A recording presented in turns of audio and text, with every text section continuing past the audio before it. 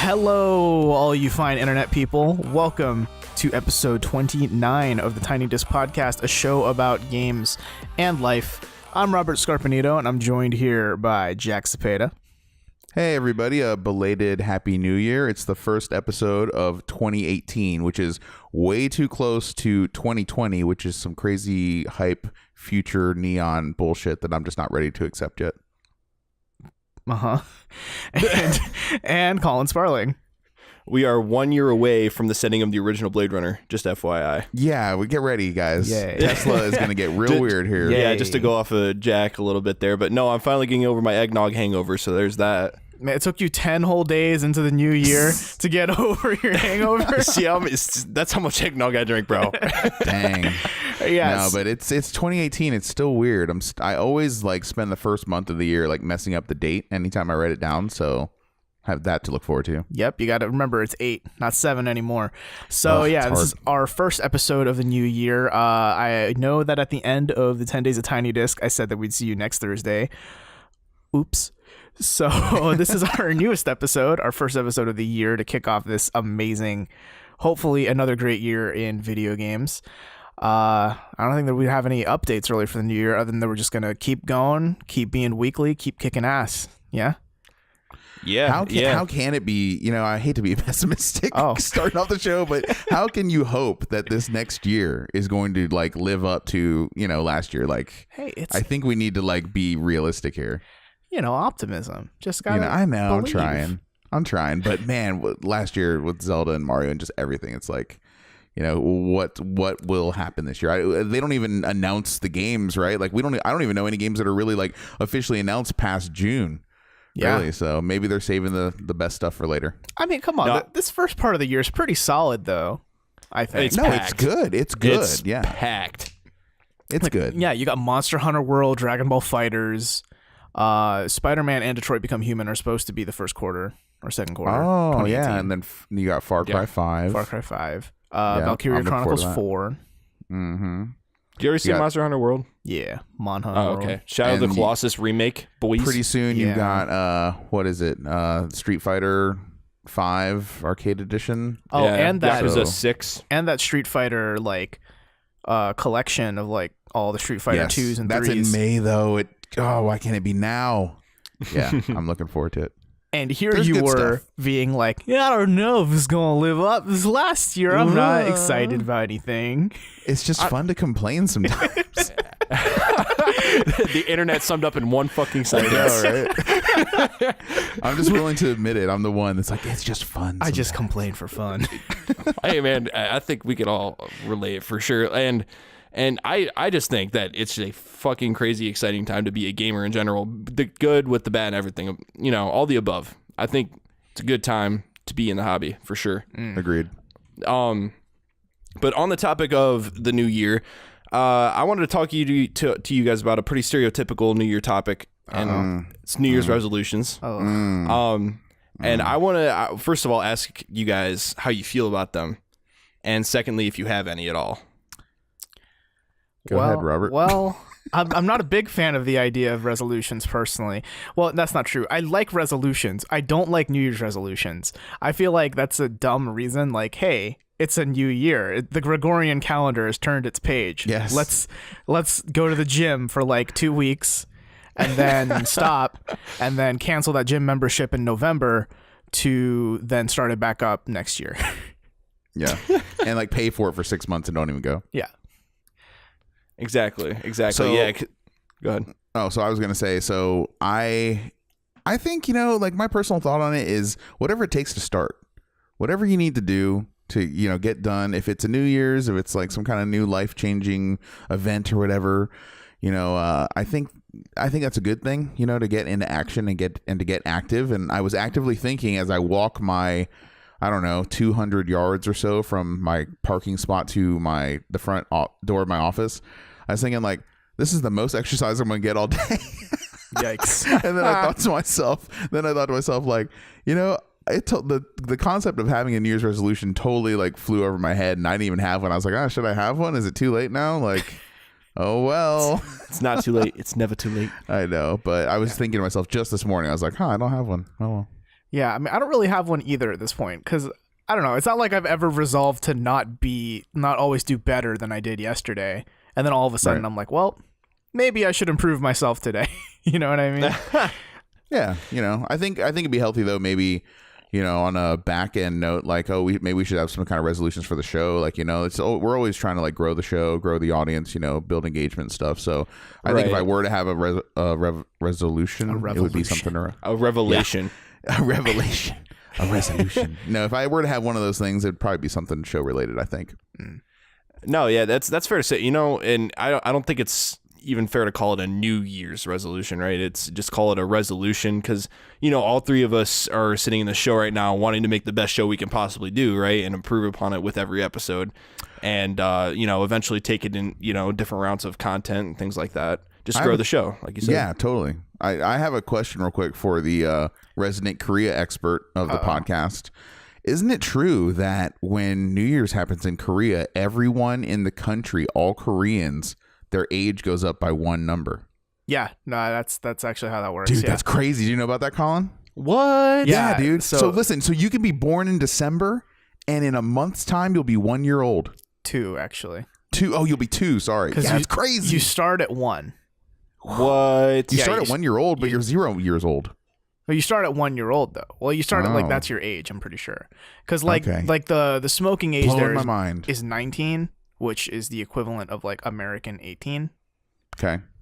So, wow. Mm-hmm. So yeah, dude. So that's how like hive mind they are as a culture, right? Like we all just turned 21.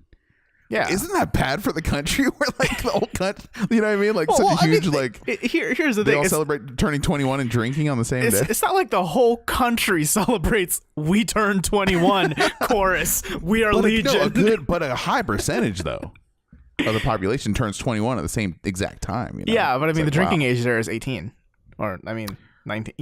The equivalent of 18. Because it's soju and it's sweet and delicious. Some people don't think that, but yeah. Yeah. So that is pretty wild. Wait, hold on. I love that. Jack, I love that idea. You like soju? You've tried it? I like peach and lemon flavor. I like flavored soju. Oh, you've had the flavored ones. Have you ever had just soju, like classic original? No, but I'm sure it just tastes like alcohol, right? Like grain alcohol. What is soju? It's like sake. It's like vodka. It's a rice-based spirit made in Korea. Goes down surprisingly smooth, honestly. Oh yeah, it's so good. Like I was actually thinking to myself because I went to Korean barbecue to celebrate my birthday, which was right before Christmas. Wife took me out. It was awesome. We had a great time. And I got soju, and I saw like people, just like American people, like drinking soju as well. And they bring out the shot glass, but it's just like a 20-ounce bottle, right? It's not that big a soju, but they were drinking out shot glasses. I was like, wait, this is just like a Sprite. Like, pop this open. Let's just like drink it straight out of the bottle. I was like, man, do I just look like a total like wretched human being by drinking soju straight from the bottle and not using the shot glass? So I was like, kinda, yeah. Whatever. Kind of savage. Well, I don't know. It tasted like Sprite. It tasted like peach and Sprite. It's in the same way that like sake. You don't just drink it out of the sake bottle, right? Like Colin, you can confirm that. You pour. Yeah. I mean, you shouldn't. Culturally speaking, I've seen enough animus. But listen though, it's a plastic bottle, or it might be glass. It's glass, but it has like a label around it, like a Coke or like a Sprite. It's just respectful and traditional because usually in Korea, whenever you're drinking soju, it's usually like after your hard day at work, you go out drinking with like your coworkers and your boss, and like you pour each other like shots. Yeah, and then I also learned that the youngest pour for the older. Yep. I learned that too because I had Korean barbecue with a Korean once too, and they taught me. Fun thing about those shot glasses, they make great drinking games at the table. For example, if you like, usually you're gonna drink soju with some light beer, right? Like I'm talking Bud Light levels light beer, so like pretty much water that's slightly carbonated. Mm-hmm. You get a glass of that, fill it halfway up with beer, and then you float the shot glass in the beer. Interesting. And then around the table, you each take turns like pouring as much or as little soju as you want in the shot glass. Whoever makes it sink drinks the whole thing. Oh, I love that. Can we do that? It's really fun. And the worst part is when you start losing, you really start losing because you get drunker. Oh, yeah. You're figgity fuck. So like you're allowed to just put like one drop in and then pass it? As long as like some soju escapes the bottle and goes into the shot glass, you're free to go. Oh, that's terrifying. So yeah, I love how like you could be that dick who like pours a bunch in there just to set up the next person, or like just be nice and edge it out a little. Wow. I love how I brought up New Year's resolutions and it just like dissolved into us talking about drinking. Everything's about drinking. Do what you gotta do. Yeah, and exactly. I think we need to come up with some excuse as well to do another episode where we drink too somewhere down the future. So we'll figure something out. Oh, on a side note, I always thought it was kind of weird how like it was what's the word for it? Where basically in Japanese culture where it was customary to basically get plastered at work parties. Mm-hmm. Like it's I think in Japan, you're supposed like to do. What you have to do it in Japan. Yeah, almost. it's like a bonding thing or something. I always thought that was pretty crazy. Yeah, but then it's like customary to also like not hold it over someone's head the next day. Like next day you're back at work, you're not gonna be like, hey, you got real fucked up remember when you puked on the waitress? Like, you don't do that. You're just kind of like, oh, hey, last night was fun. Yeah. Every day's Vegas, I guess. Yeah. We don't talk about the walk of shame in Japan. What do we talk about on this podcast, gents? Nothing. That's the end of our podcast. Thanks for listening. But let's talk about some video games, shall we? So, Colin, do you want to kick us off? Let us know what you've been playing over that beautiful long break. Yeah, so Santa Claus gave me the awesome present of a PlayStation VR. Yeah. And wow, it's quite nifty. It's the first time I've had extended use of like a true VR headset. I've played around with one of those little Samsung Gear bullshit headsets. They're not bad, but it's just it doesn't really compare to like a full on like console or PC type experience. Cell phone VR is not VR, people. It is, but it just not nearly as great. It's VR Lite. It's the Bud Light of VR. Yes, and it also tastes like dishwater. So yeah. So you got one. So I did. And the big game that I got for it was Skyrim VR, along with the Move controllers and things like that. Awesome. So overall experience with PSVR, very good. It's very easy to set up. Way too many wires though. You're gonna have like 3 wires hanging out this back of this box. You get attached to your PlayStation, 2 more wires up front. You got to hook up the headset. You got to hook this and that to your PS4, to your TV. Yeah, it's a lot of wires, but it's actually fairly simple. It's a lot more complicated looking than it actually is. The diagram was very helpful, but you need to follow it like to a T, or it will not work. Oh, and funny story about that. I didn't actually get the camera that you're supposed to have to use the headset. Oh no? No, not with it. Didn't come with it. And it was actually entirely on the fault of the website that my mom had ordered it from. Oh, she paid for one version and didn't get the one she paid for. Right. So they sent her they sent her an extra DualShock 4 instead of a camera. Rip. Yeah. Did she have to I was like, return the DualShock 4? Yeah, I don't know how they confused that. That sucks. Sounds like some elves at the workshop are gonna get fired. Damn. I guess so. I tried to set it up and see if it would work without the camera, highly doubting it at the time, and it didn't. Yeah. So luckily my buddy came in clutch and he had one he didn't use, so I just bought that one off of him. Nice. And ended up basically getting an extra controller for $20, so that worked out. Yeah, so anyway, the actual headset itself, man, it's so smooth, and it's just it's crazy how smooth it runs, considering it's running on a PS4, and it's not like you're running it on a high-end PC. It runs at that solid 90 frames per second. There's a little bit of what do people call it? The screen door effect. Mm-hmm. You know what I'm talking about? Yeah. Because the resolution is low, and I think the PlayStation VR has the lowest resolution of the major 3 headsets.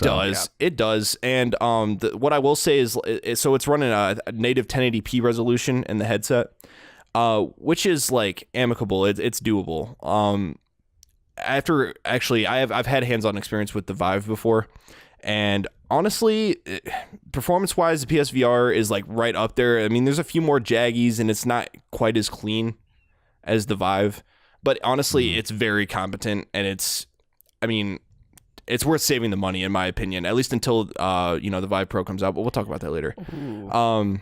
Preview. Yeah. Well, so foreshadowing. How is it playing Skyrim? Because I mean, you played Skyrim normally, right? Yeah. How is so it? In VR. Yeah. So Skyrim VR. So I'm using the Move controller. You do have the option to play with a DualShock if you want, but I'm like, why would I want to do that if I have the Move controllers? Got to go full immersion, How do they handle movement? Is it like teleportation? So when I initially started the game, I'm like, this is fucking awful. Oh. Because it's Skyrim. Yeah, because it's Skyrim. Fuck Skyrim. Anyway, no, it's because they do the default to the teleportation movement with the snap turning. And for Skyrim, that just does not fucking work. So Okay.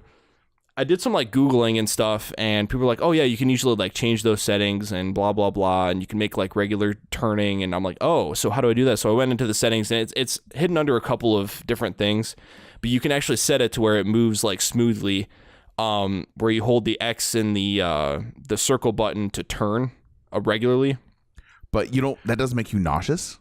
No, it doesn't make me nauseous. Really? And that's the biggest thing. Like, I don't actually get motion sick from this sort of thing. And Skyrim VR actually compensates for that by having I don't know how it's like a field of view blocker. So like when you're turning, what it does is it blocks out your peripheral vision, like with with black bars. Like it makes like a black circle to like kind of make the scope smaller. Because I guess what that does is it's supposed to, I don't know, throw off your body's just like mitigate the motion sickness effect. Exactly. Yeah, that's exactly what it's for. So I don't know. I turned all that stuff off because I was like, I don't fucking need this shit. Like, I need to see around me so I can, be at least halfway fluent in battle. Because if I remember, I was going to say, because if I remember Skyrim at all, I hadn't played it for a while, but you have to move around. You have to be agile during the battles, don't you? Right. And so that's why teleportation was just like, that's a no fucking go in that game, because doing battle using teleporting is just non-existent especially if you're a melee character, dude. It's you're jumping all over the place and trying to turn yourself around, and like, this doesn't work. Because there's no quick way to like turn yourself all the way around. That's the dumb part. Right. So the way I changed it too was like, I made it so where you use your left move controller, you just hold the button down and you'll move forward like naturally instead of teleporting. And basically the left move controller works as a giant joystick. So it's like a motion thing. So you point forward, you're going to go forward. You point backwards, you're going to go backwards. And the problem with that is if you lock a spell to, say, your left hand, you have to be moving forward in order to point it forward. Because if you're moving backward, your hand is not going to be pointing at the screen. Huh. See what I'm saying? Yeah.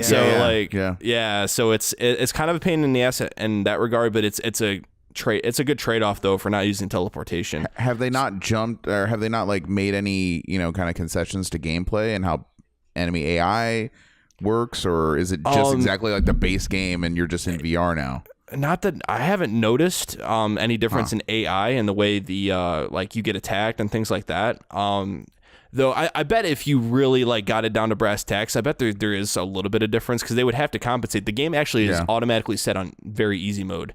When you start up, you actually have to turn up the difficulty, which I understand that, because I actually turned it up to normal, and it does get considerably harder. Like, especially if you're getting like shot by a bow and arrow or something, and it's just like, because overall movement takes a little while longer than it would, when you're familiar with an analog stick type control. But once you get the handle of it, it's really not as bad as it sounds. I mean, swinging your sword or axe or whatever around in your right hand feels really natural. It moves really well. And the cool thing is you can like put them away at any time, so it like takes up less of the screen. And your HUD's like right there. You just have to basically like look around you to see your HUD. I think the biggest concession that I have with this, like the whole setup in general for PSVR, is that the move controllers do not have fucking joysticks on them. Right. And it's why don't they have joysticks on them? Do they really not?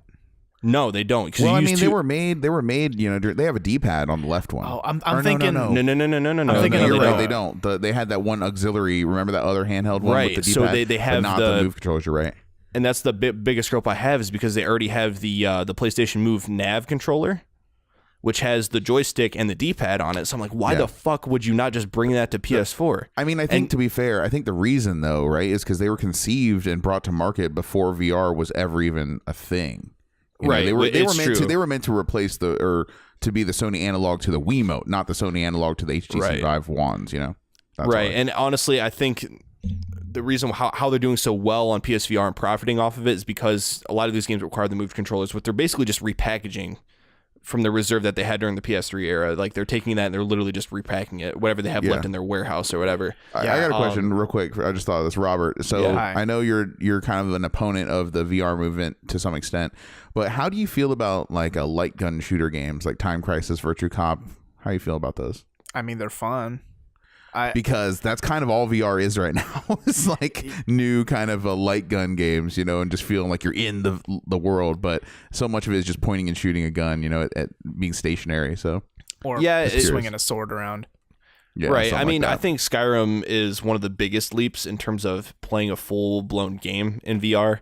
Yeah, and Resident Evil 5, yeah. Yeah, and Resident Evil 7. 7, I mean 5. Whoa. Yeah, 5. Whoa. Shit, they put you can punch rocks in VR. No, but it's an overall good experience, and I would recommend it, especially at the price point it's at now. Even though they actually announced at CES a budget Oculus Rift apparently that's cheaper than PSVR. But I think that's just the biggest crux of it, man. Is it just needs an analog stick, an enemy. And then we'll see what happens. Yeah. I mean, I think they're really saying they're committed. They're all in, right? Sony has announced that 180 PSVR games are coming out this year? 130. Yep. Holy crap. Still, half that is still a ton. I mean, but who knows how great. It's not like this is going to be 130 banger titles. No, it's not. But still, they're trying. At least they're firing. I mean, you're going to see every game in VR before we ever see another Vita game again. Put it that way. So yeah, I mean, 2 million units sold, man, is nothing to scoff at for a VR set. Yeah, that's huge. Yeah, that's huge. So awesome. So can I talk about some games that I've been playing over the break? Boy, howdy, can you? No, you can't. Fuck you, Robert. All right. Okay. So, I mean, there are a couple that I just want to mention that I think, I just want to recommend, I guess. Life is Strange Before the Storm. All 3 episodes are out. Can confirm it's worth playing that if you enjoyed Life is Strange, Season 1.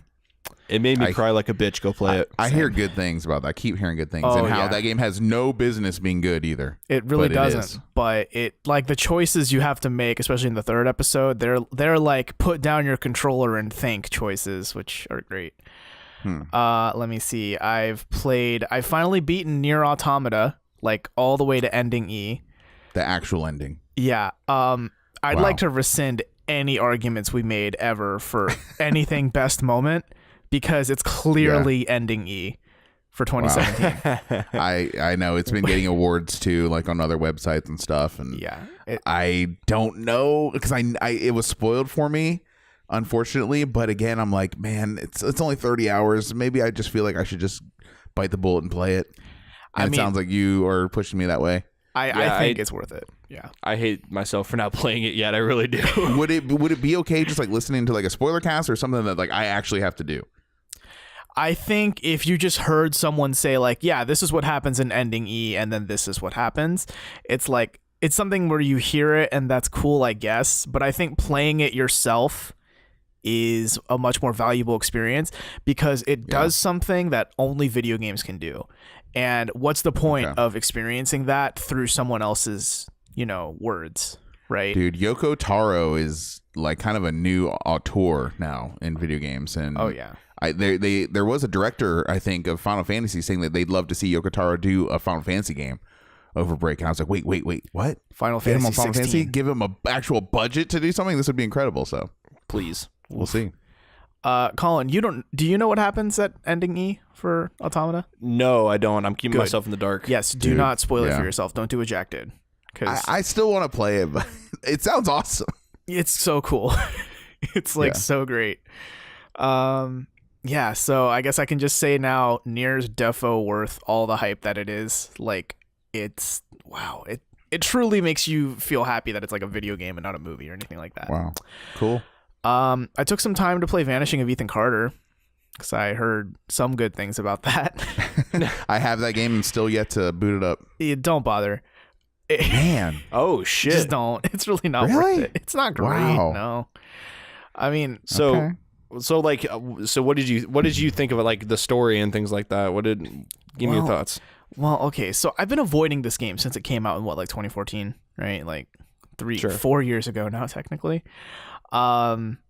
Yeah, I've been avoiding it since then because I was just like, I don't have the time to play walking simulators. And then over break, I was like, I got the time to play walking simulators. So I played Gone Home. Perfect. Great game. Good. So worth it. Yeah. Wow. And then I played Vanishing of Ethan Carter, and now I don't want to play walking simulators anymore for a while. Oh, shit. Because the story, I think, I'm not going to spoil it, obviously, in case you're actually interested, but you just, like, your character feels so disconnected from it all until the very end, and I'm just like, that's bullshit. That's so stupid. That's so fucking dumb. It's like the way it ends and the way it connects your character to everything. I'm just like, this is not great. It's not fun. Just wasn't hitting for you. Yeah, and the story itself is kind of like, it had so much potential, and then it's just kind of like, JK. It's not great. It's we're gonna take all these things we've been building up and just be like, nah, fam. Nah. Really? So it doesn't pay off? Mm-mm. That's unfortunate to hear. Yeah, it's a weird story. Like, I will say though, like, I don't think that I've ever experienced something quite like that. Like, it's one of those games where, like, it makes you think it's something, and then it makes you think it's something else entirely, and then it just, I don't know. You just have to play it to quite understand. Is there like a cool twist to it? There's a twist. Okay. I wouldn't say cool.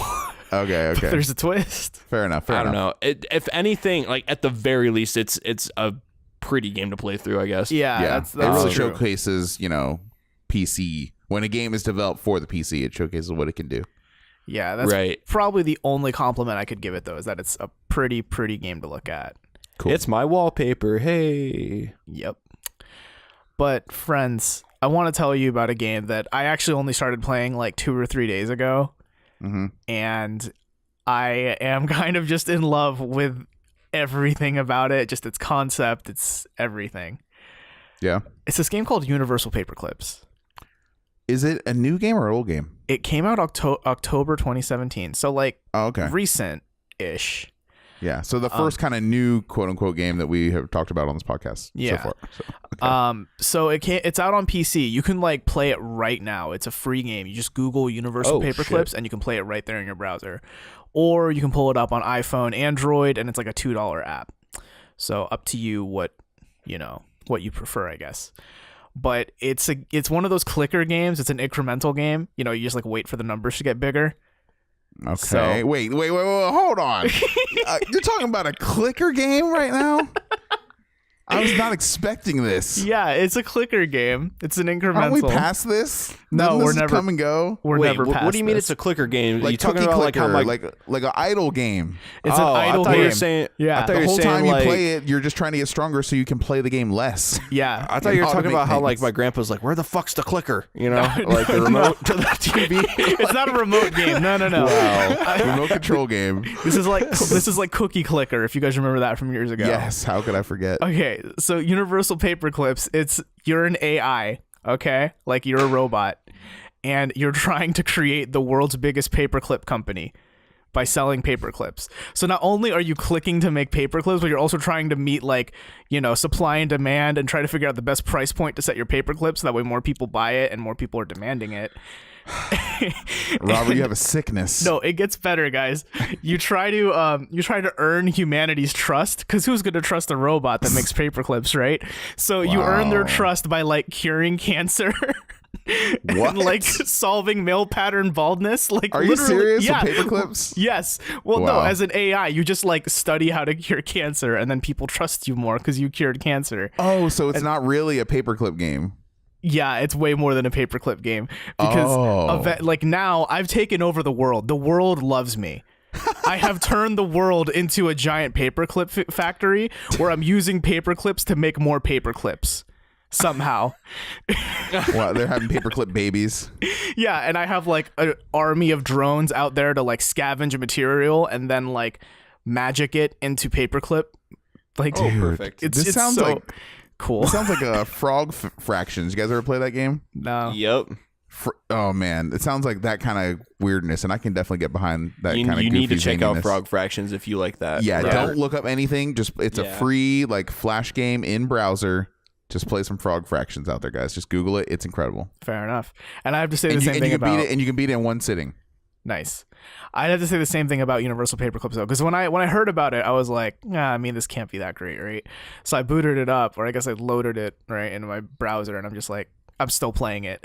I'm currently sitting at a number that's too big for me to think of the number right now. It's like over a quintillion. Oh my god, paperclips or money? Paperclips. Paperclips, wow. Yeah. Wow. Planet Paperclip. Yeah, and eventually you get to like go into space and take over the universe with your paperclips. It's like, oh. This sounds stupid and awesome. It's so worth it, guys. I'm serious. Universal paperclips. It's just like silly fun, and it's so, I don't know, the writing's pretty solid, and just like the things you end up doing is just like, God, someone came up with this. A guy from NYU, Frank Lantz, designed this game, and it's like, I'm into it. I like it. Oh, one guy. Yeah, one dude. Professor at NYU. That. I'm always a fan of that. Wow. I got to check that out now. You're really piquing my interest. So if it's not just a clicker game, I'm in. Yeah, I mean, yeah, at first it's going to be a clicker game. Sure. But like eventually it just becomes like business management, like, you know, meeting supply and demand, understanding quantum computing. Wow, man. Yeah, I'm already sold. You don't have to say any more. It sounds like a good Flash game. Oh, it's so much more. But yeah, that's pretty much a quick slice of what I've been playing, I guess, over the break and or recently. So like you, Robert, I've been thinking about, the 10 days of Tiny Disc. It was like award season. We handed out the Tinies, and now it's winter break, and now I actually get to really dive full in, right, on like my backlog, right, and get into it. And I had a little bit of regret as well too. Once I played a game from the latest game from Housemarque, the company what brought us Resogun, and I think they made another game too that I can't think of. But man, their latest one, Nex Machina, it's on PS4 and Windows, came out June 20th of last year, and totally flew under my radar. And I feel like marketing has failed me, because I was like, if you had only marketed this game correctly, I would have been so all in on this game. Do you guys know anything about it? I've seen like screenshots of it before, but I've never been interested in playing it. It is absolutely one of the most beautiful games of last year. Like, it should have been in that technical category, I feel like I would have brought it up and I would have fought for it. So it is, on PS4, of course, it runs great, but on PC, it really shines. The frame rate's completely unlocked. It runs at 21:9. It has an uncapped resolution. You could play it 4K if you wanted to. 144 frames a second if you want to, and it looks incredible. It's basically a twin stick shooter, kind of like Geometry Wars, except you're like a dude, and there's just like incredible like voxel illumination. Like this, it's incredibly technically beautiful. They're using all these awesome lighting. The music is like a perfect marriage with the visuals, and I was just having a blast. And it's a game you can just kind of pick up and play, and you can beat that game in one sitting too if you can kind of survive. And there's bosses in it. There's really cool power-ups. It was just an experience, and it was like literally like eye-opening. I was like, wow, like this is one of the best arcade, quote unquote, like arcade style games I've played in a very, very long time. And it's just unfortunate because it didn't perform that well. It did not sell that many copies, to the point where Housemarque, I don't know if you remember, but last year they declared the whole genre, arcade games are dead now because Nex Machina is not selling. And I kind of see their point of view. Like, well, if this is like one of the best ones ever made, and if it's failing, then maybe the genre, is kind of seeing its last days. But I just think I didn't hear about this game. I didn't know what it was. I mean, did you guys hear a lot about it when it came out last June? What I know about it, well, I think a big reason why I know about it, because Limited Run Games did a run of physical copies on PS4 of it. Mm-hmm. What I did know about it was it's a twin stick shooter, and apparently you have to finish it in one sitting or else you lose your progress or something, right? Yeah, you do. But it only takes an hour and a half to beat. Oh, so it's but and I didn't know that, and I was like, oh well, clearly it's saved, so I'm just going to pause this, come back. No, I had to start at the beginning. I was like, you know what, I'm fine with that because this is awesome. But I just felt like so failed by marketing, like I said, because if you had told me like it more about this game, I would have been all in on it.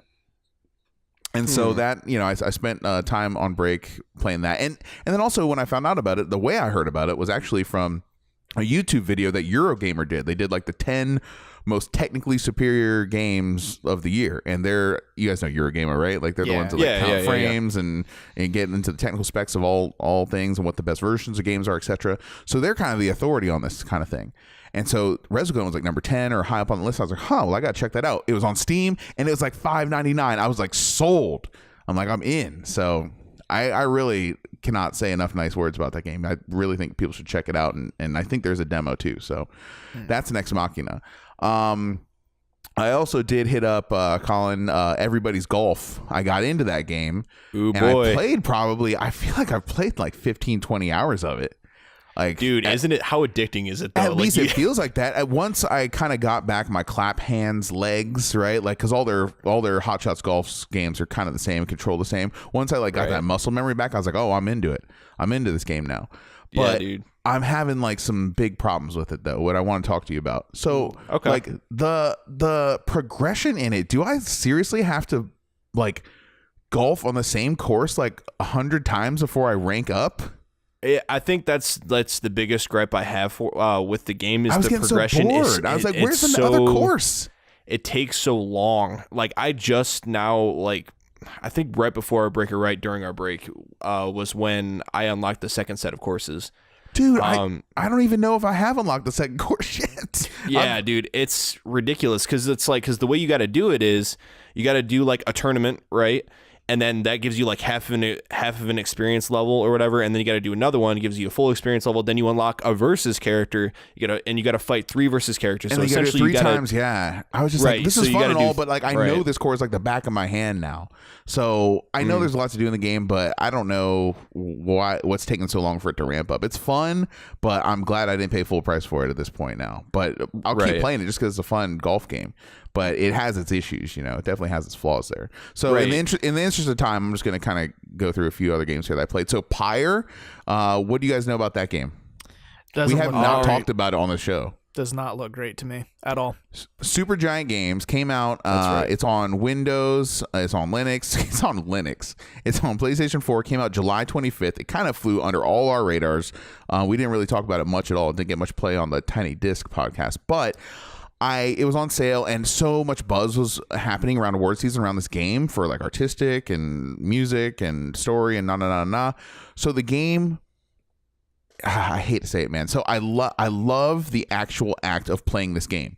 I'm a sports fan, and it's kind of like cosmic basketball with like RPG attributes and skill trees and stuff, and it's scratching a lot of itches for me, and I'm having a good time with it when I'm actually playing the game. The problem is, man, I'm going to sound like a huge jerk here, but Super Giant Games, I feel like, is a studio for my personal taste. Okay, don't get angry, but I just feel like they are so up their own ass when it comes to like design with games. Like that's how I feel about Bastion. That's how I feel about Transistor, and now Pyre. It's like they're just over designed, over conceptualized. Like, let me play the game, you know. And they're just way too like pretentious for me. So my personal taste, I'm not a big fan of Super Giant Games final products when they come out. That being said, when I'm actually playing Pyre, it's awesome and I'm having a great time. But I have to sit through, like, between every match, I have to sit through like a solid like 5-10 minutes of like exposition and shit, and like characters just talking. And it's just like, if they were animated well and voiced well, it'd be cool, but they're not. It's just like a still image of them, and the still image looks cool, but as you want to look at that for like 20 hours straight, and then they just say like one word or one noise or blah blah blah blah, and then like you read what they say, you know what I mean? So they're not fully voiced.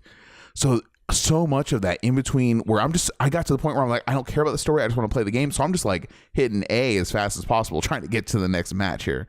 So I don't think that's how the game was designed to be enjoyed, but it's just so pretentious. I'm like, just let me play the stupid game, you know? So it's kind of funny because back when it came out, from what I heard about on like podcasts that I listened to, people actually kind of enjoyed that like talking bit a lot. Like they thought that was one of the best parts of the game. And for me, I just never felt interested in it because I never fell in love with Bastion. I thought Bastion was kind of meh. I tried to love Bastion. I tried to love it. Yeah, I've tried to play it like 3 different times, and I'm just like, it's all right, I guess. I never finished it, yeah. So go ahead. I was gonna say, like, I fucking love Transistor though. Never played that either.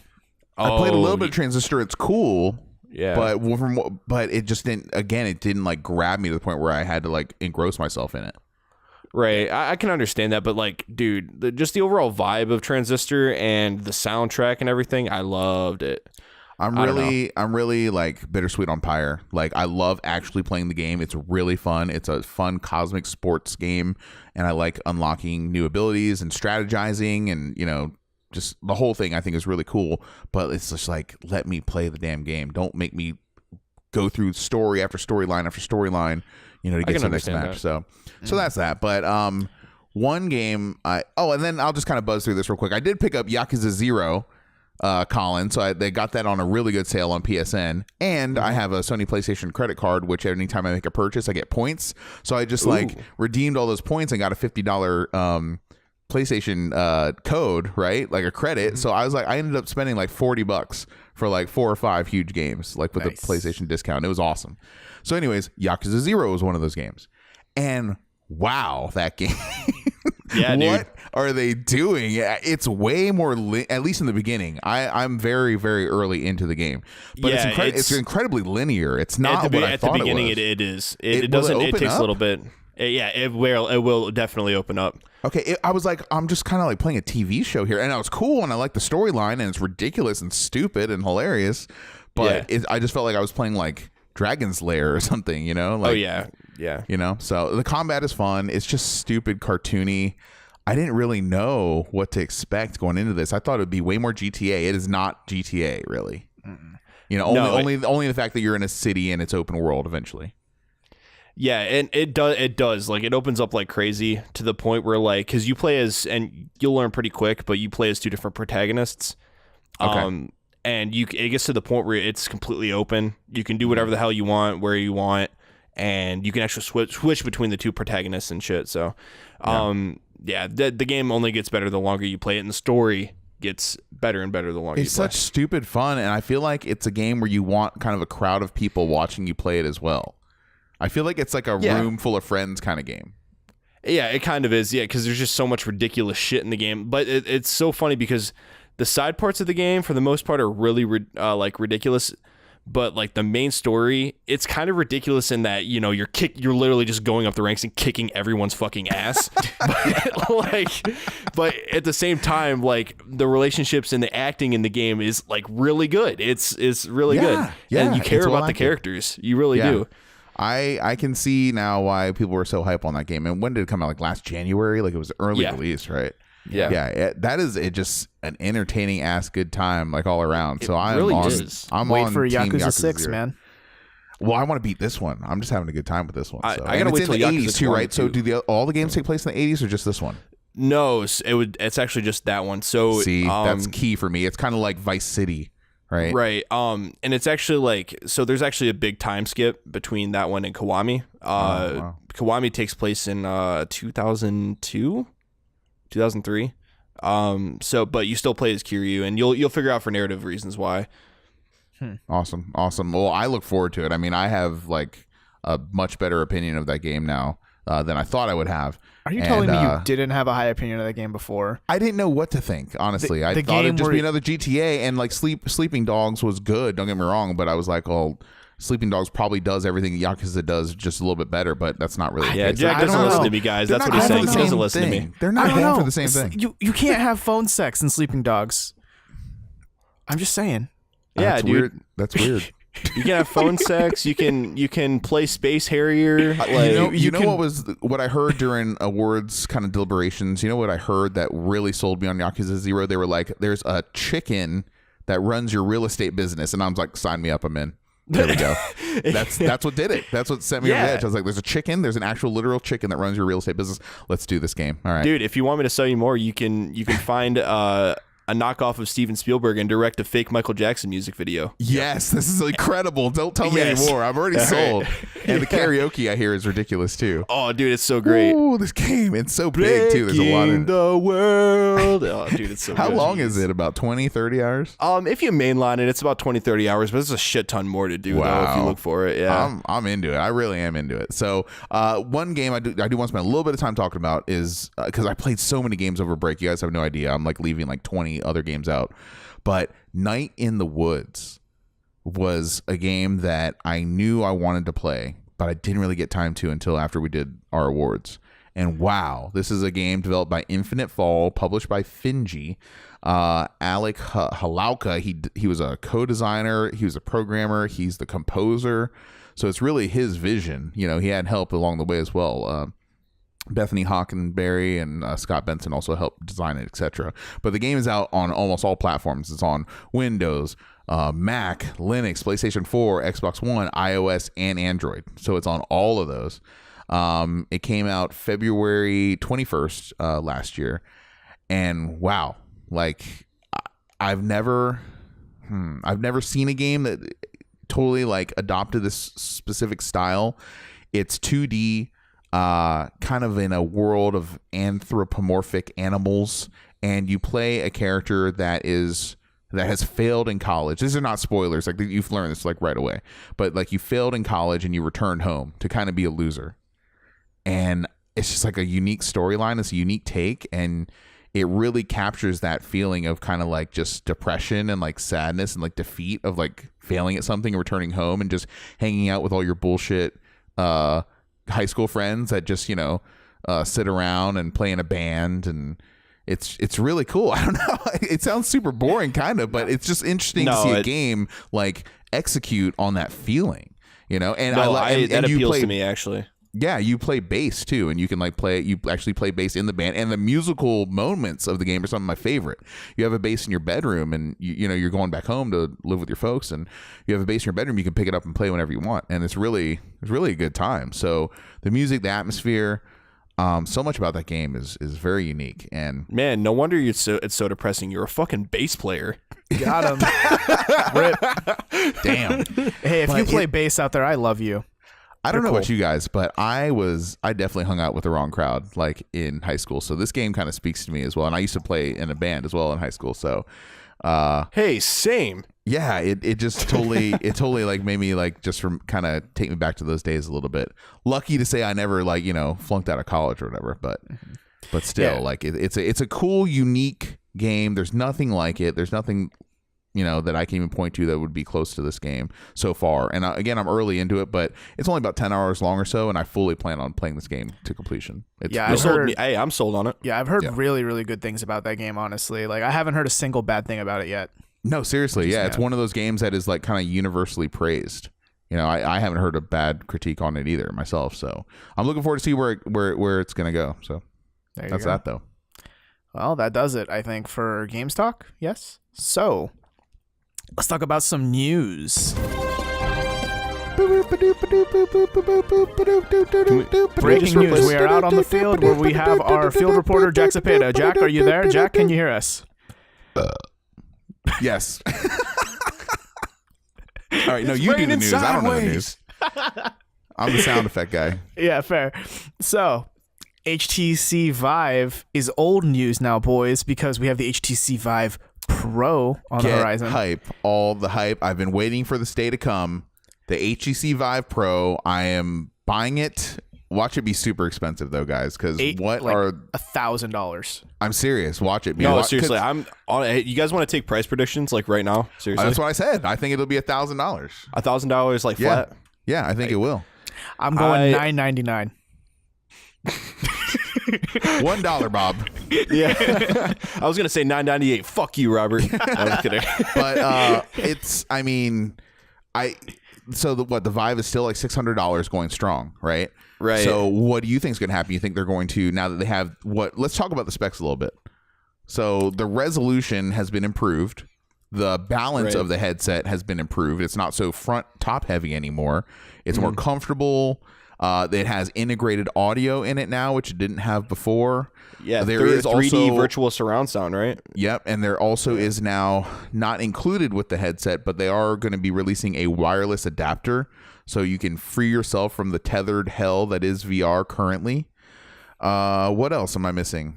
I think that's like one of the biggest things is going wireless. Also, the increased play space, right? So they're adding like 2 extra cameras, so it widens the play space by like a large margin. Is it a 10 meter by 10 meter play space? So they're going to add it so you can have 2 lighthouses before. Now you can have up to 4, and they've also made the lighthouse sensors in the corners of your room.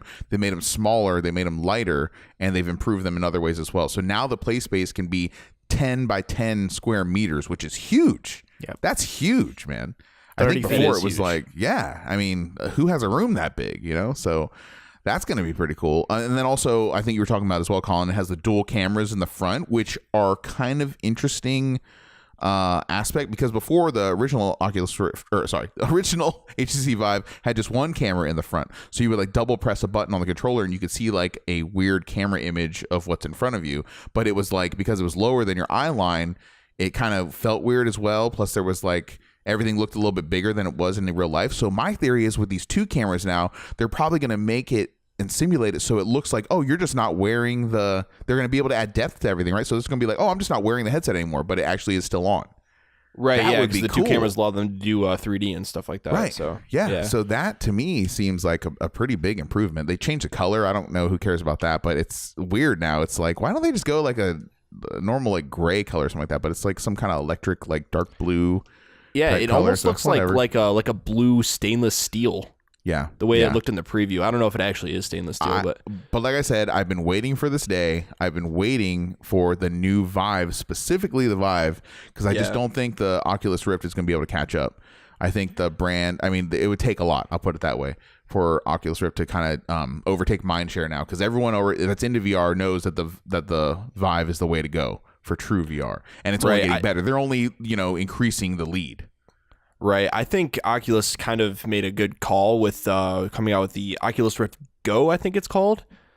The cheaper version, the budget like version, $100 version, standalone VR. Yeah, it's like $200 or something like that. Oh, $200. Okay. Yeah, it's like $200. So it's actually right now cheaper than a PSVR to get an Oculus Rift Go. I don't know the actual specs on the Oculus Rift Go. Does anyone know by chance? No, I can't imagine it's even comparable to a Vive. No, especially this Vive Pro that's coming out. This Vive Pro is probably going to be amazing. And I've used a regular Vive. The regular Vive, like it is very, very clear, like because of the high resolution. It's pretty nice. It was a big goal of mine when I moved here. I was like, we need a 2-bedroom apartment because we need a VR room. Never happened for whatever reason, but I've been waiting now. I was like, okay, this Vive Pro is coming out. I've been waiting for the second gen. Like, now's the time. And I think I'm probably gonna have to drop like $1,000 on hardware alone and then buy the games. Yeah, which will they don't even go on sale when it launches, please. Yeah, no shit. Hopefully they have the release date soon, but I mean, since they don't have a release date already, you might want to start putting your pennies aside now, honestly, especially for predicting $1,000. No, I'm saving. I'm saving for it. Yeah, the closest we have to a release date is the wireless thing. Is going to come out Q3 this year. Ooh, that's too far. But this is getting released Q1, isn't it? Yeah, this is very soon. The Vive Pro, at least. Yeah. Yeah, I'm excited. So. I'm curious to see how good the wireless thing is actually going to be. Well, that's my worry. They have already. I think Linksys and Netgear, some other companies already have. And I actually got from my sister. Thank you, I love you. I got a wireless HDMI adapter for Christmas, which those are not cheap, man. But I think I could get away with using my adapter. I think it's the USB cables that'd be in the way. But anyways, they have solutions already, wireless solutions for VR that I have not heard anything negative about. People are saying they work great. They're like $250, $300. They're really expensive, but what I'm hearing is they actually work if you're going to pony up the money for it. So I think that it does introduce more delay than actually being more lag, I should say, than being plugged in like hardwired. But it's not so much that the human brain like picks it up and messes up the experience. It still is a good experience. So right, I think the specs said like 22 hertz latency or something like that. I don't know what that actually means in relevance to the whole idea, because I don't know techie stuff like that. 22 hundredths of a second. Yeah. Is that what that is? Yeah. Oh, okay. That's pretty minimal. But they're going to be real low range. They are wireless, but they're going to be low range. Because they're actually higher frequency. They still have to go like 60 hertz or whatever, 90 hertz to the eyes. It's got to be 90 hertz. It's got to be 90 times frames 2. per second. So you're not going to be able to go far, but you'll be able to not have wires in front of your computer. So yeah, I don't know. I mean, I'm glad that this is happening, right? Because VR's got to start somewhere. I think the Pro is starting to look like, hey, maybe VR can actually be a real thing. Because to me, now, VR is just like an enthusiast thing at best, more of a hobby, if anything. Yeah. And that screen door that's in your window, just like smash your face against it, and that's what the world looks like when you're in VR currently, like you were saying, Colin. But this has increased the resolution to what they call 3K now, so you can actually make out words and read words on screens in game.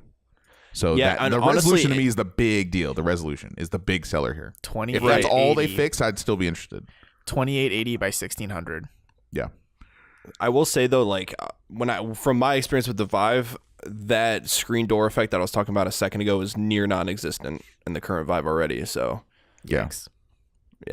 I'm excited. I might actually get into like legit VR. I've had a PSVR for a while. I don't use it as much as I thought I would, just because I get nauseous just sitting on my couch doing it. But I think with the Vive and with like standing up and moving around and doing that, I think I'll really, really get into VR in a big way. Yep. They revealed all this information about the Vive Pro at CES, Consumer Electronics Show, which went off very well. There were no hitches. No bad things happened at CES. Sorry, we just recovered from a blackout. There was a blackout at CES, guys. Reboot.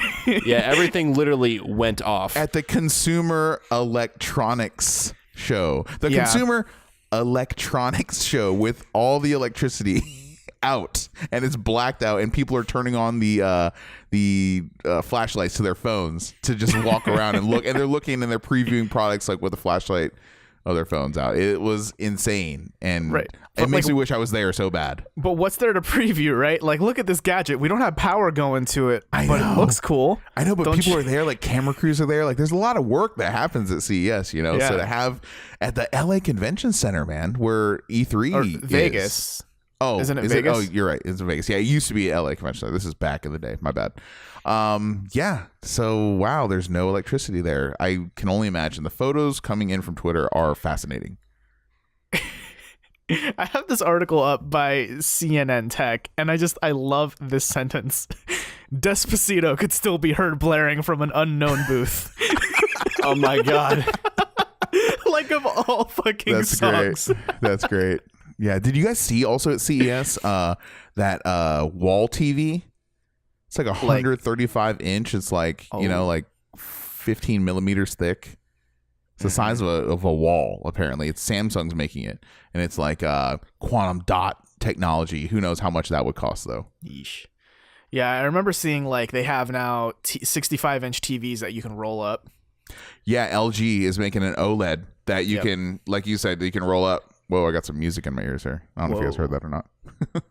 No. Okay. But I know I actually was watching a video the other day. I don't know if it was announced at CS or not, but Linus Tech Tips. Anyway. Linus Tech Tips. Yeah, Linus Tech Tips. I have a friend at work that named his cat after him. Named his cat. What? Yes. That's hilarious. Anyway, they did a video on apparently Dell just put out like a consumer model of an 8K fucking monitor. 60 hertz 8K monitor. Yeah. that literally you need two display connectors to even get to work at full 8K. 2 display ports. Yeah, I can see that. Yep. That's insane. Yeah, and it's only $16,000, I bet. Only. It's like I think $3,000 or $4,000 at least. Oh. Yeah. Oh, what a bargain. Yeah, all those Ks.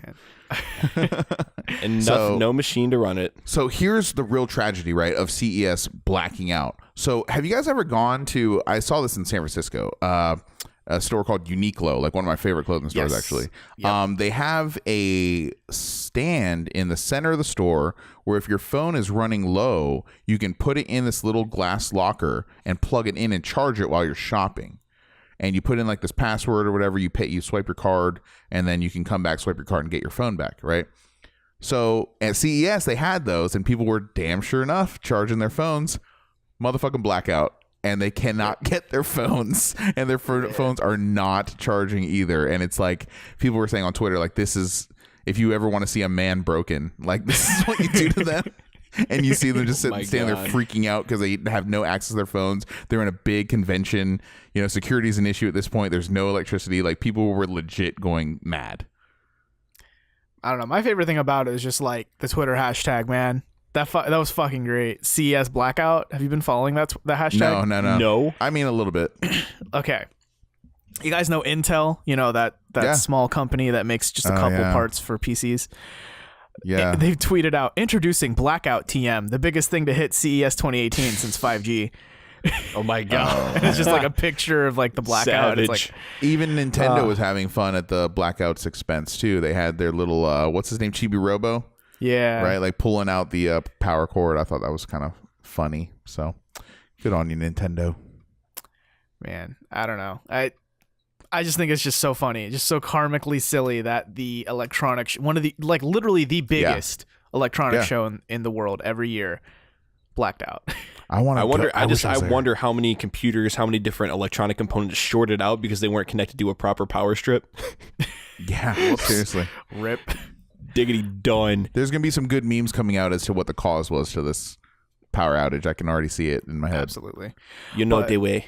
Let's switch topics, though, guys. Oh, yeah. Shout out to all my Ugandan Knuckles tribes out there, by the way. Show me the way, brothers. Oh, God. We just dated the fuck out of this show. The first meme of 2018. How did we forget to mention this? It's insane. I showed my wife it. We watched stuff on that for like 20 minutes last night. Huh? I don't think anyone does. I don't understand. No one's supposed to. I remember one guy in VR chat. This is another reason why I want VR is to get in that chat. Is that connected to PlayStation or no? I don't think it's on PlayStation. Okay, I couldn't see it. Yeah, but one kid was just saying out loud what everyone was thinking. It was like, "What is the connection between Knuckles and Uganda?" Yeah, what does it mean? It was like I don't a know question what it means. in earnest. Yeah, like he's like, "What is this?" And the answer is, "It's nothing."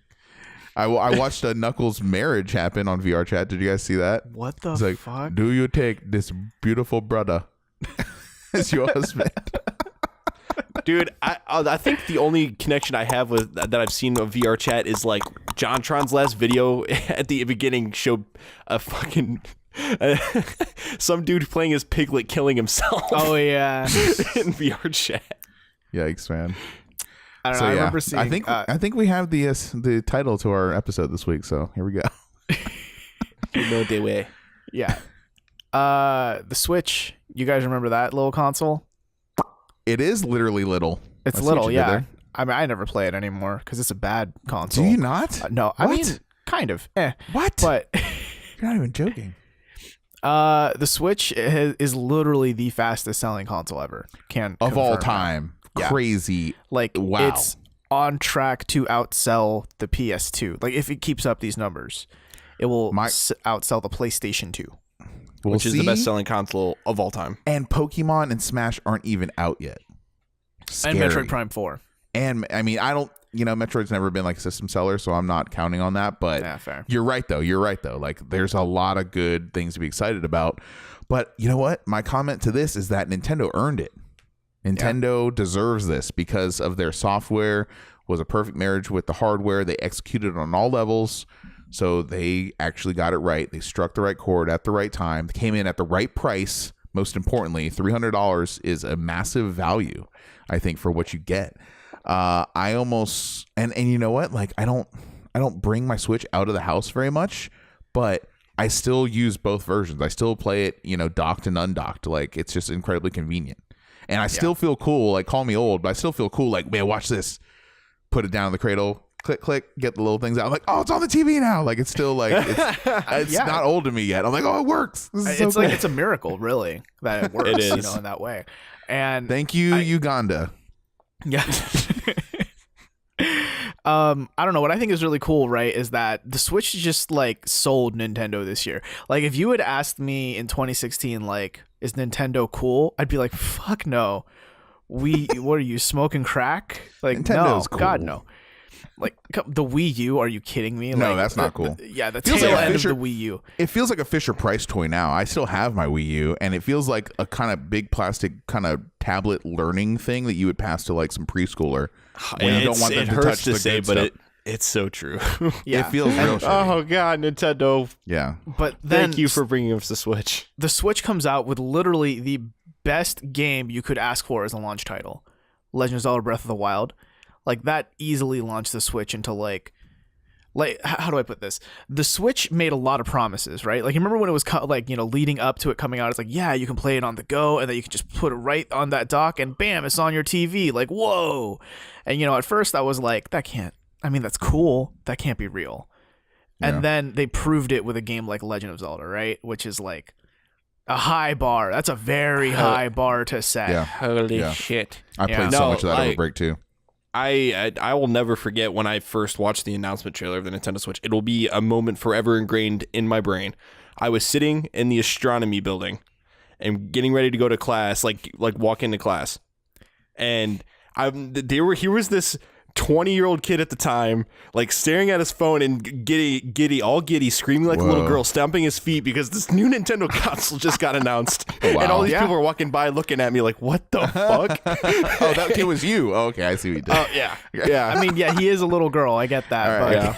I was like, you know, like, Oh man. you And did I it. think what's extra cool about it too, right? Is it's not just first party support. I mean, yeah, Mario and Zelda are really good last year, but like so many good indie games are coming to the Switch, and like fucking Ubisoft made a new game for the Switch that year. You know, like Mario plus Rabbids, which that's a big deal. People liked it. Yeah, I mean, now listen, with this base, audience that they have built up now, every video game publisher is going to be putting things on the Nintendo Switch. Everybody, all the big games, and they've proven sort of that Bethesda has that Doom and Wolfenstein can sort of be ported to it.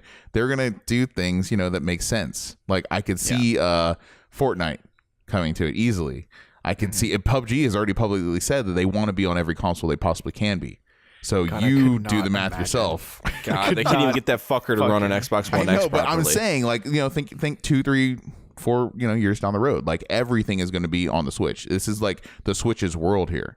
Like no one's giving a shit. No one's talking about Xbox One X, as we kind of have, run into the dirt already enough on the show. But it's all about Switch now.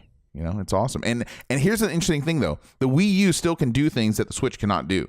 Like the Wii U, you can play on a TV and have a screen, an image, and a map or something in your hands. You can't do that on the Switch, but unless I know. But I'm just saying what I'm talking about is if you're hoping for Wii U games to be ported onto the Switch, like it's a lot harder than you think. You can't just straight up port those games over. Mario Kart 8, Pokken Tournament. There's some, but there's 2. some games that have core functionality in the touchscreen. Yeah, and you have to and you have something on the screen too. There are some games that you're not going to be able to, or you're going to have to adapt. And I don't know. Does it bother you guys that you can't, have 2 screens at the same time, like one in your hand and one on a big TV? Do you miss it at all? Or no, not really. You don't even care. So you wouldn't even care if they were like, oh well, maybe we'll come out with some adapter or some weird thing where you can actually do that. I would actively not buy it. Interesting. Okay. You would actively not buy it. I would swat it out of the hands of other customers. And me, I'm a sad person that actually had to buy Breath of the Wild twice, and I did restart it on Switch over break. I restarted the whole journey. I did too, actually. You restarted from the beginning. And I was one of the suckers that Nintendo got I bought the Wii U version of Breath of the Wild because I thought that at least the damn map would be on the screen, on the controller. And no, they just make it a black screen. I was so salty, but I'm still salty. Oh, it's just a fucking black screen? Yes. Kind of black horseshit. It's terrible. And I thought, like, give me something. Give me like a logo or something. It was garbage. Yeah. Wow. Okay. So whatevs. Yeah. I do want to say, before we leave this topic about the Switch, shameless plug, I wrote a pretty lengthy feature about Nintendo's whole shebang in 2017 that heavily features the Switch. So check that out. It's terrible. Go read it. Yeah, it's really bad. I didn't work well on Such it at all. Such a good friend. No, just fucking put Twilight Princess on the Switch too. Just do that. Just please. Okay, are we going to like Zelda rapid fire the Golden Globes results? I mean, we don't need. We're not reading all the Golden Globes. We're about to talk about the Golden Globes, by the way. We don't need to read all the results. Like, come on. We don't need to go around the globe about the Golden Globes. Okay. Hey. So we covered movies, and some of the movies that we celebrated got honored. Some of them got snubbed. I'm kind of mad. Are we talking about Golden Globes now? Yeah, I'm so glad Lady Bird won Best Motion Picture Musical or Comedy. Musical or comedy? Yeah, that's. Oh yeah. I would hand that one easy. I mean, I can't sit there and fight it. I would like to see Get Out win, but I'm not gonna go against Lady Bird. It's a great movie. Mm. So and Best Motion 3 Picture. Billboards. Yeah. 3 Billboards, 1 Drama. I actually saw that a couple days ago. I can see it. It's pretty good. So high level, like it's worth watching. I wouldn't watch it again personally, but after seeing it once, I was like, wow, whoa, that was heavy. Right. Like that was really heavy, heavier than I thought it'd be. And it's not like I didn't walk out of the theater in tears, but it was just like, man, humanity fucking sucks. I like those movies like that. Shape of Water was a surprise nomination for me. I'm glad to see Guillermo del Toro did get honored. We'll talk about that in a second. But Shape of Water was nominated for Best Motion Picture Drama. I am so sad and disappointed that Dunkirk was also nominated. I'm really glad it didn't win. That movie sucks. And it hurts me so bad because I love what Christopher Nolan has done in the past. He almost can do no wrong. Except for Dunkirk. It was bad. Whoops. Man, you're still one of the very few naysayers that I know about that movie. Hey, I'm sticking to my guns, dude. I've seen it twice. I've seen it. I haven't seen it yet still. I was at Redbox the other night, and I was this close to getting Dunkirk, but I got Mother instead because I was more curious about that. Oh, we should talk about Mother sometime. Yes. And I was actually kind of surprised. Do you think it would have been worthy of a nomination?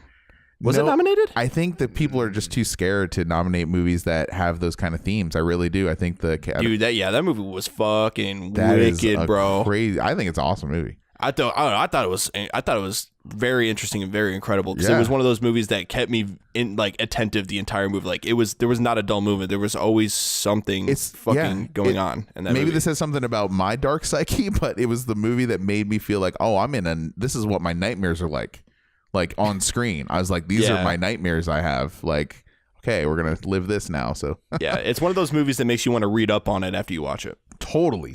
You have to talk about it. So what other awards or nominees you want to bring up? Oh, here real quick. Best performance by an actor in motion picture drama. Gary Oldman in Darkest Hour. He played why am I gonna forget the name? Winston Churchill. Thank you. I watched that movie just this week to see Gary Oldman. Let me say this. The movie is all the production value of a made-for-TV film, like Hallmark Channel, A&E Channel. Like, it's really low production. I was not expecting that to be that low budget. All the budget went to where it needed to go to. It went to Gary Oldman's makeup to make him look like Winston Churchill, which he needed a lot, and it was very convincing, and I was very impressed with the makeup, and it was also his performance. So Gary Oldman's performance alone in this film takes it from a 2 or a 3 all the way up to a 7 for me. It totally was all the movie. So I would recommend the movie to watch that, but everything else was like very shoulder shruggery, right? So congrats to Gary Oldman, man. I thought it was one of his best performances ever. Yeah. I don't know. I do think that I'm happy with James Franco winning Best Actor in musical comedy. He nails Tommy Wiseau to a T. Hi, Mark. Yeah, and then I love when he snubbed Tommy Wiseau when he went and lunged for the mic, and he's like, hold on a second. Hold on. Hey. Yeah, and then it turns out I guess he was just going to shill his new movie, so it's like, okay. Yeah, I guess. I still would have loved Tommy Wiseau to just be on the mic there, at even least for let a him second. say thank you. At or least. hi, Mark. Yeah. To be fair, though, people made it out that instance it was a big deal or something like that. He was just kind of like, no, wait, it was because I thought he was he full on shoved his ass. That's what people were making it out to be in the media. Nah, he just kind of stopped him from getting close to the mic abruptly. So I wish I could have seen I'm gonna mess his name up, but Daniel Kaluuya from the lead from Get Out. I thought his performance was awesome. He's really good in Sicario. He's going to be in the new Black Panther movie, too. I'm very excited, dude. Oh, wait. Is he? Yes. Who's he playing? Yeah, I don't know the character, but I know he's in it. And there's a ton of incredible actors. Probably the strongest cast that a Marvel movie has ever seen. If you look at the roster for Black Panther, holy crap. There's a lot of awards up there. And yeah. Wait. Guys, I'm sorry, but in the best performance by an actor in a television series, musical, or comedy, there's a nomination for Kevin Bacon in a TV show called I Love Dick. Yeah. There you go. Yeah, I mean, that just makes sense. I'm sure.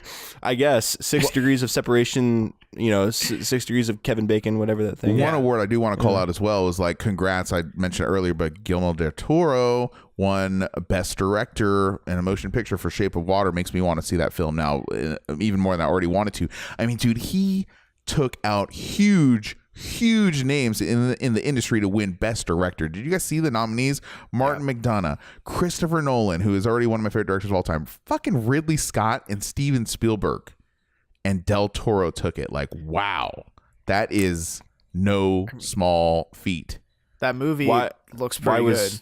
Why was Kojima not there? Why was Kojima not there? We'll Why didn't he come on stage with Guillermo del Toro and was like, "Hey, have another Death Stranding trailer"? Yeah, and no. In 2019, he's gonna win Golden Globe for best movie. yeah. Everyone's like, "Hold the phone. Wait, what do we put up for best animated short or whatever?"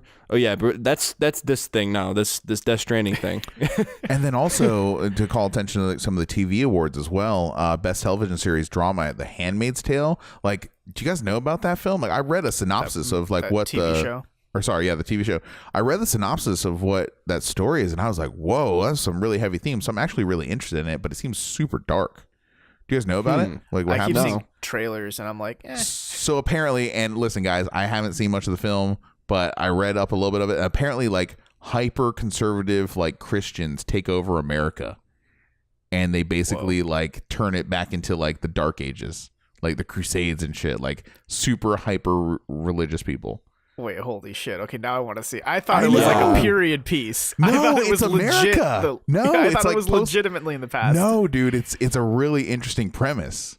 Yo, and so that's why all the women. now. Yeah, that's why all the women have to dress like that and have their heads covered. Like, holy shit. It's like, yeah, it's really a cool idea. So I want to check it, and it won so many awards too, so many. So I don't know. I think we'd be remiss though if we talked about the Golden Globes without mentioning the recipient of the Cecil B. DeMille Award. Oh snap! All bow down to our new president, Oprah. President Winfrey. Yeah, President Oprah. Yeah. But for real though, that speech was incredible. I don't know if you guys saw it, but like, wow. Yeah, I didn't get to see it. Really? You should, man. No. It was just a great speech. I mean, it was very rousing. She delivered it incredibly well. She's an even better public speaker than I thought she would be. You know, all those decades on her show. Yeah, I mean, she spent years as like queen of daytime television. You know. Yeah, and what I can't think about how awesome that was without being reminded of like the other side of the aisle. So like all I saw on Twitter were people saying, I guess Oprah hates America now. And I'm like, what speech did you listen to? Like, why do you equate anything that came out of her mouth to hating America? Are you literally illiterate? If you think that has anything to do with hating America, like you are. Yeah. So anyways, I had to just call that out. Like, what total bullshit. I don't know. I remember because I was like, when that speech was happening live on TV, I was leaving a friend's house, and then on the way out, like coat on, gloves on, bundled up, ready to go.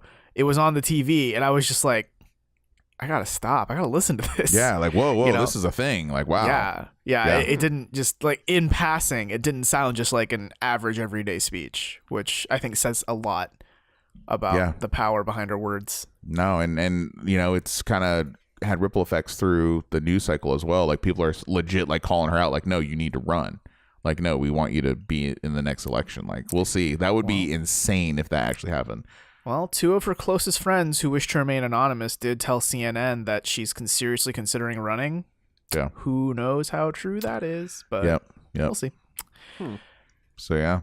Weird world we live in, man. Yeah. One quick little news thing I just want to throw up there just to get opinions from you two. Remember how we were like, PUBG's going to be the new Call of Duty? Like, everyone's going to want a Battlegrounds. Everyone's going to want a 100-man battle royale. Yep. In unrelated news, Paladins, that free-to-play Overwatch kind of clone, is getting a Battlegrounds mode. That's literally called Battlegrounds. But they already ripped off Overwatch, and now they're just going to be like, oh, what's the new hotness? Okay, Battlegrounds. Now it's just Paladins, Battlegrounds. Let's do this. Yeah, it's a great look, guys. It's a great look. It's free, right? It's free to play. Yeah. Like, I'll admit, it kind of sounds interesting, like turning a hero shooter into a 100-man battle royale. But at the same time, all I can think is like everyone's going to eventually play this. Like the meta is gonna like eventually flatten out to where like one hero is the best. Why wouldn't everyone just be Torbjorn? Yeah, have a turret. Like, duh, that's the one like to pick. Maybe Soldier or Reaper or something. Yeah. Like, so we'll like see. Good how luck, broken Reinhardt. You know what I mean? Like Reinhardt's dead. I'm glad someone's doing it because I just want to see like watch the world burn, right, and just see what a beautiful mess it creates. I think it could make for some good moments. So I'll be checking it out. I think. Can't wait to see it trashed on 4chan. Yeah. Man, Battle Royale, that's the new hotness. I cannot wait for like fucking Sims Battle Royale. Oh my god. That's just The Sims anyways, right? You're just trying to kill people the whole time. Yeah, you make 100-man family and you just let them live in a house. One See who room. dies. Yeah, Hey who's the man, last survivor? Sims 4 just released a laundry stuff pack. You can do your own laundry now. Okay. Oh no. Wow. Can I please get some DLC to get somebody over here to do my laundry, please? No joke. They put in AI, so like after a while, if you go without washing your clothes, you'll actually stink. Nice. Wow. So other characters can walk up now to you you and say you have smell. to do laundry now. Yeah. Just like real life. So in CES real quick, I don't know if you guys saw this. They have automated clothes folders now. You guys seen this? You just stick your clothes in there and it folds it for you and puts it in a nice little pile for you. That sounds really convenient, but probably way too expensive. I would totally buy it. But yeah, it's too expensive. But I would totally want one. All right, let's swing things over to the home stretch here. Let's talk about our question of the week. All right, guys. I'm not going to delay very long here. Question of the week. First question of 2018. Whoa. Gird your loins. Girded. This is a would you rather question, gentlemen. My body is Reggie. Would you rather be a small bird with many predators or be a bottom feeder with no predators? Discuss. And when I say bottom feeder, I mean like on the darkest depths of the ocean where it's like so dark you need like bioluminescence just to see where your nose is. Would I have bioluminescence, or is evolution not kind to me? You would know. You would have to depend on other animals' bioluminescence. You know what? No. Fuck that. I'll give you bioluminescence. You get one light bulb on an antenna above your head. You get one light bulb. Yeah, and then you have like echolocation or something. But there's no predators. Or you're a bird, but there's tons of predators. I'm gonna go with the bird because Damn. I too like to live dangerously.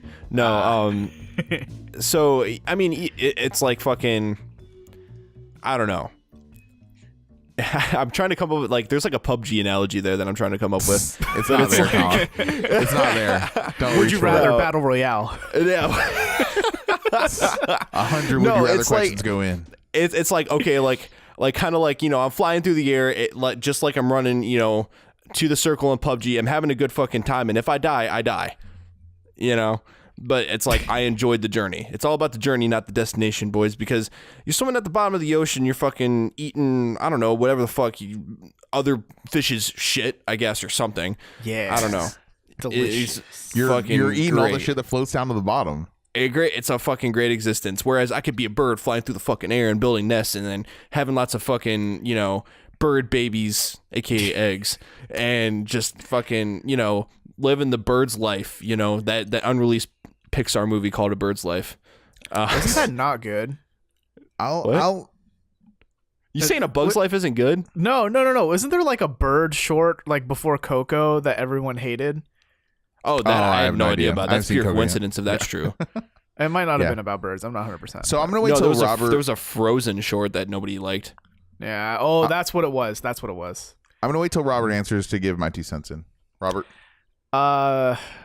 Look, I'm not one to count all my bird eggs before they bird hatch, but I'm gonna say birds for this. Really? Because, yeah. So here's the thing.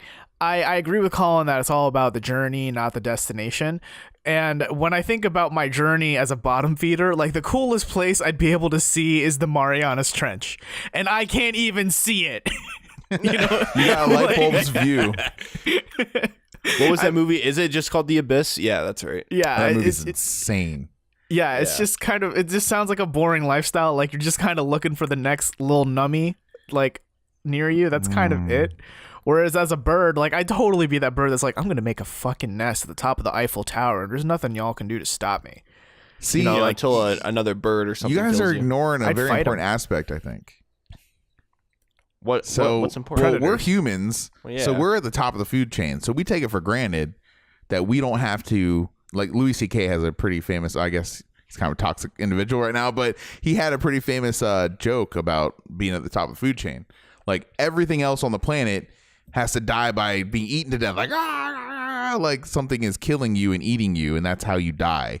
Whereas humans, he makes a joke like we just die in a hospital bed somewhere, like all old and shriveled, like, oh, I love you, and that's how we go. So we're at the top of the food chain. So if you're a bottom feeder, you never have to worry about being eaten to death. Whereas if you're a bird, you're going to get eaten to death relatively quickly. You guys are talking about these great lives you're going to live and all these great things you're going to do. You're not going to fucking live that long to do any of that. It's going to be a very short life. That's fine, but that life is going to be great. It's going to be greater than just what's the next piece of shit I'm going to eat. Oh, there it is. I know, but I'm just saying, like, think about being eaten to death is the worst way to go, man. That's the most terrifying shit I could ever think about.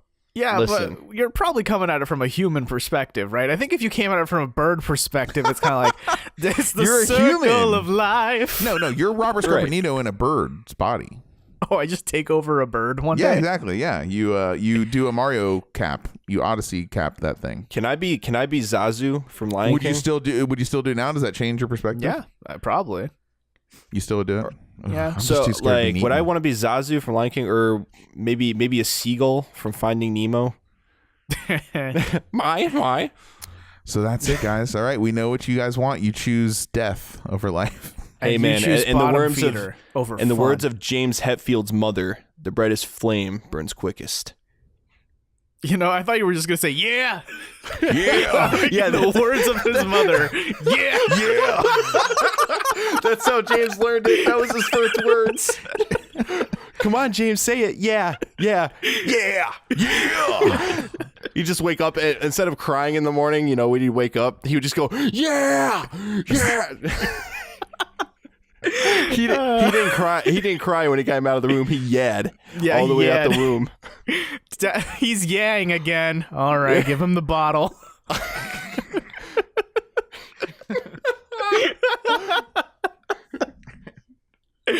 Oh, man. Okay.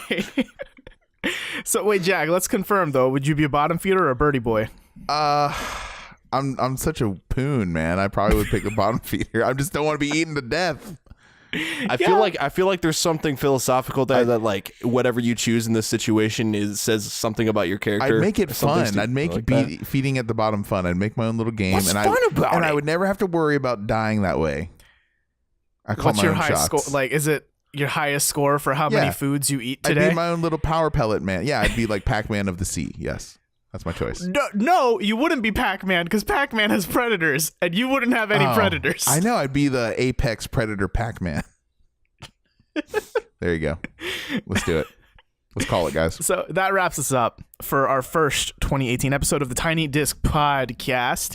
If you enjoyed what we did, consider leaving us a review on iTunes, or maybe just telling a friend. That'd really help us out, especially if they're into video games just like we are, because we're a bunch of weird nerds. If you have any questions, comments, concerns, anything you want us to read live on this pre-recorded show, you can email it to us at tinydiscpodcast@gmail.com.